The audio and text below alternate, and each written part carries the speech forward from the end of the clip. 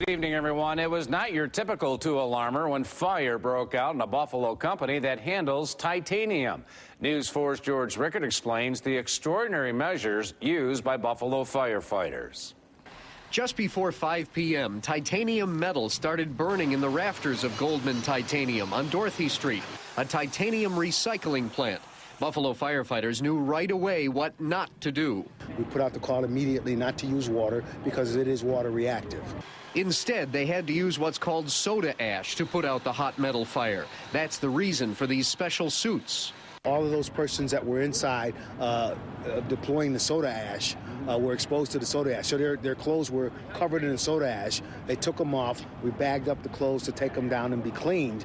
And in the interim, we got them in these white suits. The fire itself didn't send up much smoke and didn't seem to be of much concern to the neighbors in this Seneca Babcock neighborhood. But what neighbors are concerned about are these thousands of shards of titanium metal, even across the street from this plant. They're in the street, even going down the storm drains. What are those? Titanium chips.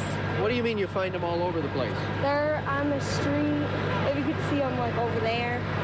Like, not just today, but... No, all the time. Like, in the summer, sometimes I'll cut my foot on them when I'm walking in flip-flops. We are very concerned with the type of business that's here because it's titanium, there are chemicals, and sometimes you have smoke coming out of the chimney, which is coloring, and it lands on people's cars and that, and it smells like sulfur. Now, this is also not the first fire there either. So while the commissioner was there, he made arrangements with plant management to meet with the city's fire prevention officers to try to stop any more fires at Goldman Titanium. Reporting live, George Rickert for the 10 o'clock news.